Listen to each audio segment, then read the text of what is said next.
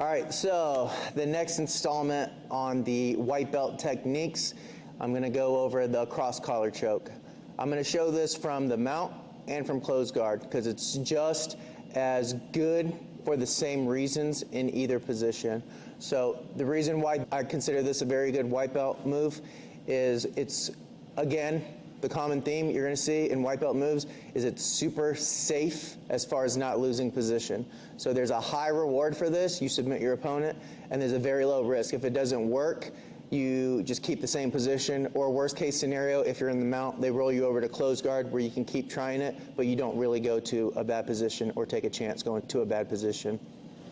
So very high reward, very low risk. And the other benefit of this is when you learn how to do this from the mount, the process of getting good at a cross collar choke from a mount will inevitably make your mount very good. There's no way to do this choke with a weak mount. So on the way to learning this move, no matter how many times you fail, if you stick with it, your mount will get super good. So it looks something like this.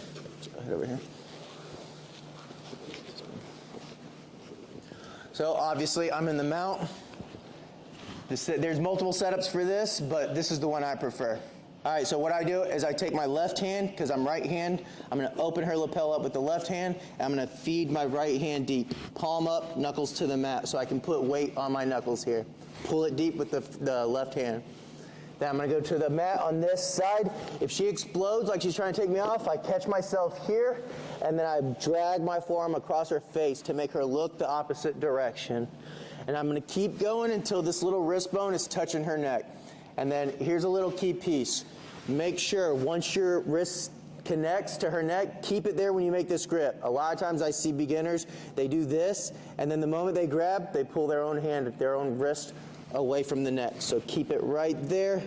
This second hand, palm down, grab the material. You can do thumb in the collar, but it's very unrealistic. It's very hard to get. I just pretty much always, I never get the thumb in, and I just always have success.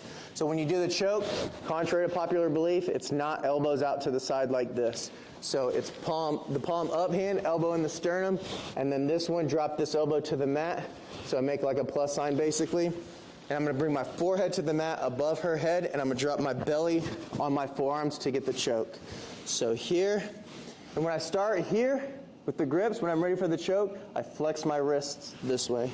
So palm up, drag, turn her face. Here, forehead to the mat, and then I flex my wrists and drop my belly into her to get the tap. And then now I'll show it from the closed guard.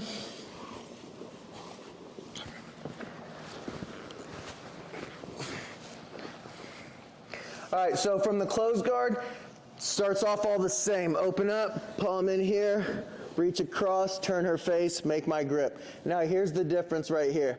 So I need to bring my own elbows to my ribs. So that could be, with a size difference like we have, that's going to be me breaking her posture down and getting the choke from here. If she were big and strong, she would pull me up off the mat, and you see my back coming off the mat, but my elbows are to my ribs. So here, palm up, palm down, pull them in, flex, get the finish. You want to be pulled and balled up to get the finish. And that's the cross collar choke.